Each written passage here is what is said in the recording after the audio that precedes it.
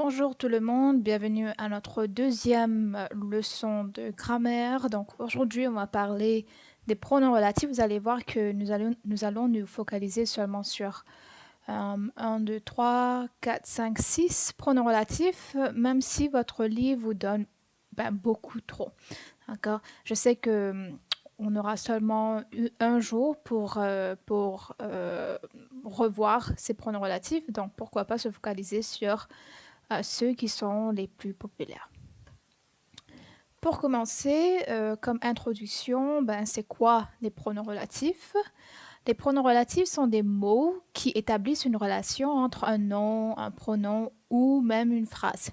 Donc, quand on voit le mot pronom relatif, pensez à une construction ou un mot qui est relatif à un autre. Relatif dans le sens où on les utilise pour éviter la répétition. D'accord? Donc, comme vous allez voir, par exemple, si on a deux phrases et on veut les relier, on utilise un pronom relatif pour éviter la répétition de ce que vous voulez qui s'applique à les deux phrases. Okay? On va voir quelques exemples pour que ça soit plus clair. Donc voilà. Donc si vous voulez écrire une note, qui, ce que, dont et où. Donc de prime abord, on va commencer avec le pronom relatif qui. Le pronom relatif qui, ça remplace soit les personnes et soit les choses. Et que vous allez voir, c'est à peu près la même chose avec tout cela. C'est soit les personnes, soit les choses. Par exemple, j'aime les gens qui disent la vérité. Qui? Okay. Si vous avez deux phrases, par exemple, j'aime les gens disent la vérité. Donc, vous allez voir ici que c'est un peu répétitif, d'accord? Pourquoi répéter les gens? Pourquoi pas relier cette phrase qui est relatif l'un à l'autre?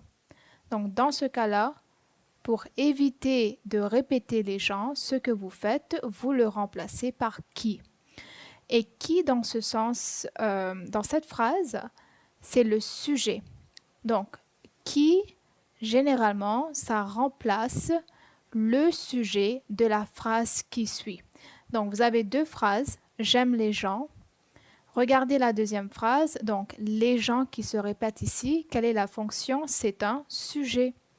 Donc, pour relier les deux phrases, vous allez remplacer les gens par qui? D'accord? Donc, si vous n'avez pas cette phrase, ok, vous regardez la deuxième phrase, vous allez voir que qui ici agit comme le sujet. Okay? Donc, s'il y a quelque chose à se souvenir, c'est vraiment quand ou qu'est-ce qu'on remplace par qui, c'est le sujet de la deuxième phrase.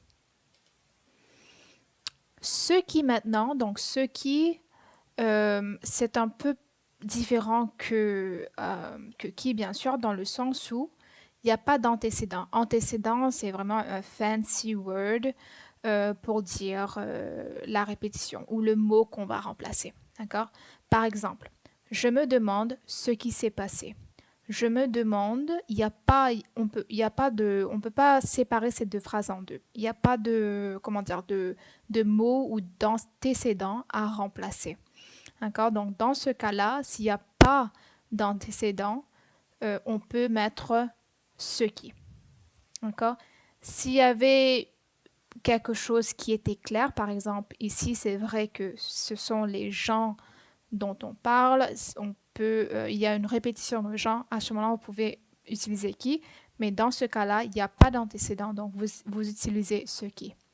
Autre chose, si vous voulez remplacer une phrase en entière, vous allez utiliser ce qui. Donc, qui, ça remplace seulement un mot ou une personne, une chose, mais quand on utilise ce qui, c'est vraiment la phrase qui précède l'autre phrase. J'ai bien dormi hier, ce qui est très rare. Donc, s'il y avait deux phrases ici, ça aurait été j'ai bien dormi hier. Le fait que j'ai bien dormi hier est très rare. Mais au lieu de répéter cette phrase, vous allez mettre ce qui. D'accord? Qu'est-ce que ce qui remplace ici? Toute cette phrase. que maintenant, donc que au lieu de remplacer le sujet de la deuxième phrase, il remplace le COD de la deuxième phrase. J'ai bien aimé les professeurs que j'ai eus cette année. Donc, première question. Quel est le sujet? Donc, oubliez cette première phrase. Quel est le sujet de j'ai eu cette année? Le sujet, c'est je. Mais quel est le COD? Les professeurs. D'accord? Donc, si les pronoms relatifs n'existaient pas, vous aurez des phrases comme ça où le COD se répète. J'ai bien aimé les professeurs. J'ai eu les professeurs cette année. J'ai eu quoi? Les professeurs. N'est-ce pas? Donc, si vous ne voulez pas répéter le COD de la phrase précédente dans cette phrase-là, vous allez utiliser que. Donc, que ici remplace le COD de la deuxième phrase. Okay? Petite note, vous allez voir qu'on a un S ici, ça s'applique pareillement. J'ai eu quoi? Les professeurs. Okay? Donc, le COD se trouve avant le verbe conjugué, vous ajoutez le S. Même chose avec ce que, si dans l'autre phrase, il n'y a pas de COD, il n'y a rien à... C'est pas clair, c'est quoi le COD, vous utilisez ce que. Je ne comprends pas ce que vous dites. Okay? Donc, on ne peut pas vraiment... Par exemple, si je sépare cette phrase entre deux phrases, je ne comprends pas, point. Vous dites, il n'y a pas de COD. Okay? Vous dites quoi, c'est pas présent. Okay? Donc, dans ce cas-là, vous utilisez ce que. Mais vous pouvez aussi remplacer la phrase qui précède par ce que, si c'est ça ce que vous voulez dire, ok? Elle est arrivée sans me saluer, ce que j'avais prévu. Ce que j'avais prévu. Donc, si, encore une fois, si le que n'existait pas dans la vie réelle, vous allez dire quelque chose comme « Elle est arrivée sans me saluer », j'avais prévu le fait qu'elle est arrivée sans me saluer. Donc, vous allez voir que cette phrase est super redondante. Donc, pour ne pas j'avais prévu quoi, le fait qu'elle est arrivée sans me saluer, c'est pour ça que ici, si vous ne voulez pas remplacer une phrase en entière, vous utilisez ce que. Donc, ça va faire l'affaire. Donc, on va essayer ça. Donc, ce que je vais faire ici, je vais trouver ma petite plume. Un instant. OK. Donc, on va choisir entre les pronoms relatifs qu'on vient de voir. Un instant, je vais bouger ça de l'autre côté. Merci de votre patience. OK, voilà. OK. Je ne sais pas, tu veux. OK. Je ne sais pas, point, tu veux quoi? Ben, il n'y a pas de COD qui est présent. Donc, dans ce cas-là, c'est ce que.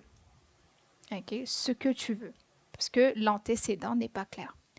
L'assassin a tué le dictateur, n'a jamais été trouvé. Donc, ici, en vérité, il y a deux phrases. L'assassin a tué le dictateur, l'assassin n'a jamais été trouvé. OK?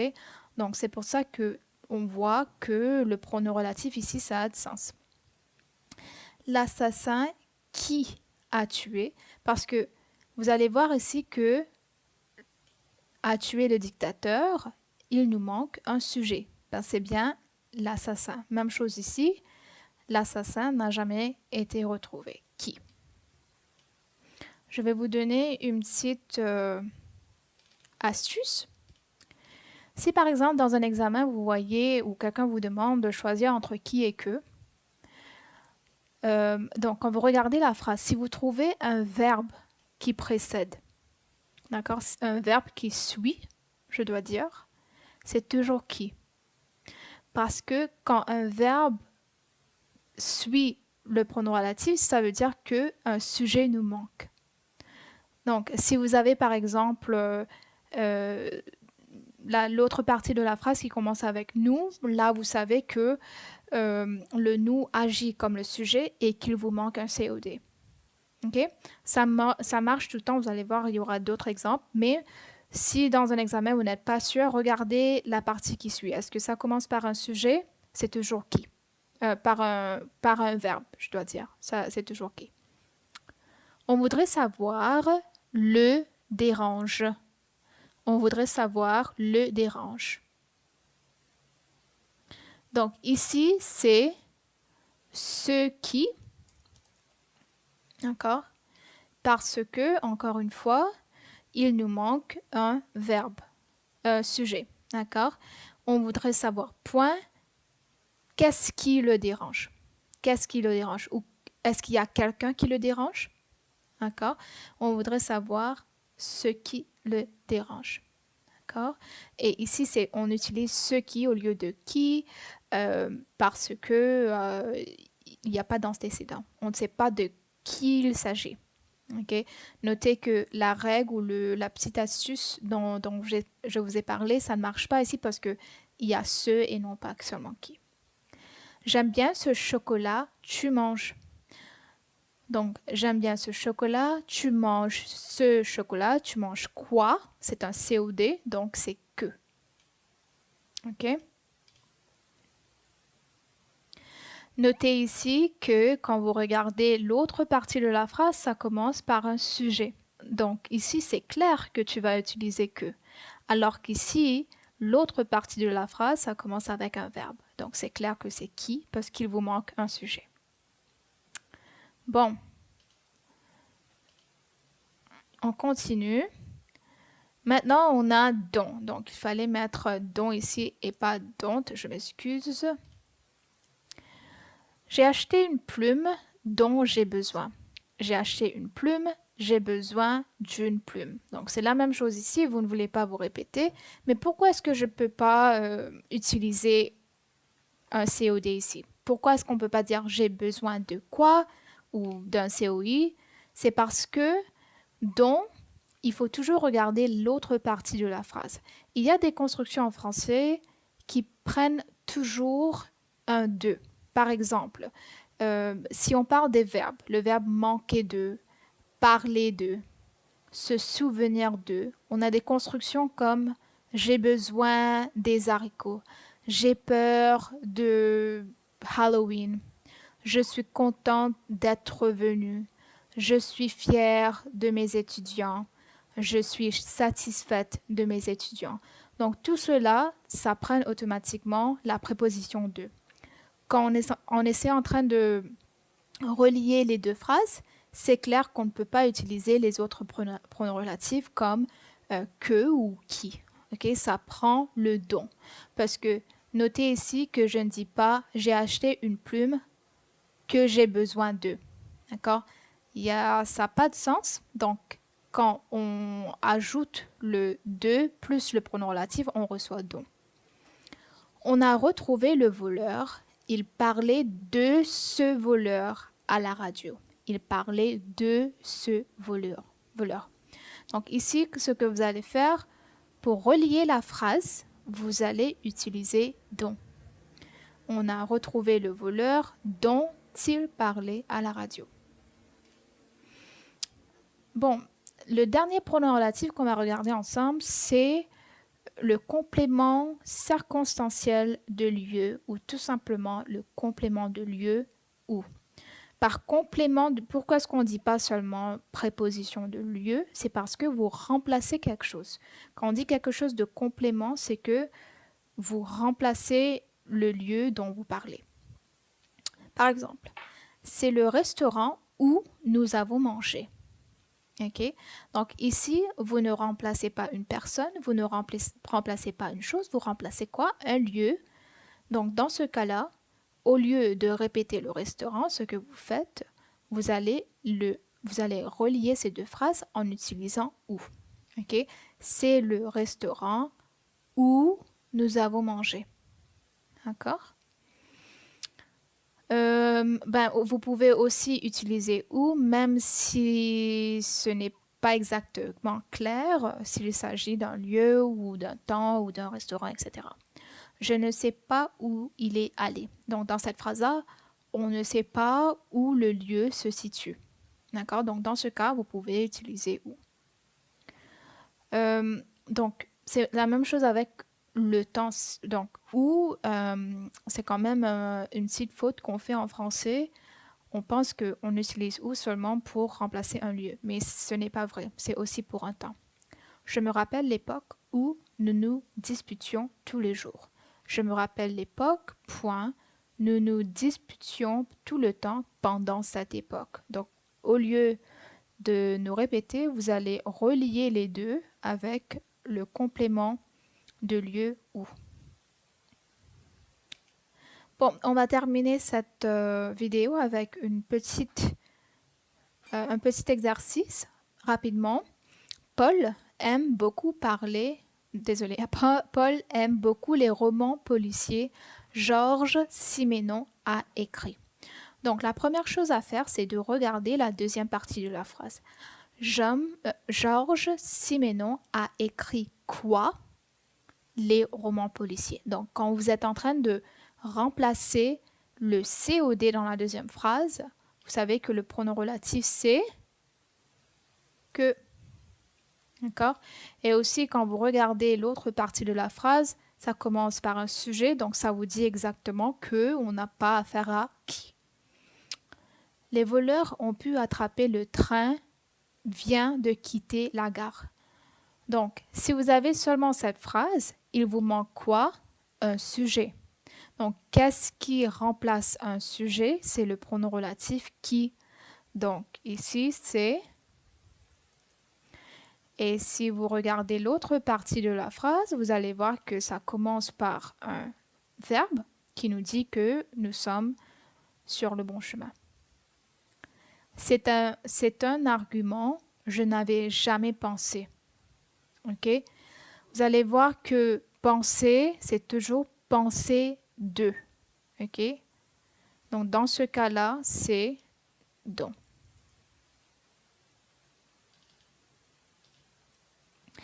Vous pouvez aussi dire penser à, ok? Mais puisqu'on ne fait pas à, auquel, à laquelle, auquel, etc., vous n'aurez pas des questions pareilles sur l'examen. Ok? C'était près du lac, nous avions loué un chalet. Donc ici, vous allez voir que dans la deuxième partie de la phrase, c'est clair qu'on parle d'un lieu. D'accord? Donc ici, c'est plutôt nous avions loué un chalet près du lac. Donc ça va être où? Il ne savait pas, l'inspecteur lui voulait. Ok? Il ne savait pas, point, l'inspecteur lui voulait. Qu'est-ce que l'inspecteur lui voulait? On n'a pas d'antécédent. Okay? L'inspecteur lui voulait quoi? On ne sait pas. Puisqu'on ne sait pas, on sait au fait que c'est un COD, mais on ne sait pas exactement quoi. Donc, dans ce cas-là, c'est ce que. J'ai bien mangé hier. Ben, ici, je vous ai déjà donné la réponse, désolée. J'ai bien mangé hier. Eh bien. Donc, le fait que j'ai bien mangé hier, eh bien. D'accord? Donc, ici, on nous manque un sujet. Donc, ça commence avec ce qui. D'accord? Donc, vous allez voir que c'est bien le sujet en question puisque le mot qui précède est un verbe. D'accord? Donc, comme vous le savez déjà, la semaine prochaine, on va faire pas mal d'autres exercices en classe. Et si vous avez des questions, n'hésitez pas de les emmener en classe. On pourrait en parler. Merci beaucoup tout le monde et bonne journée.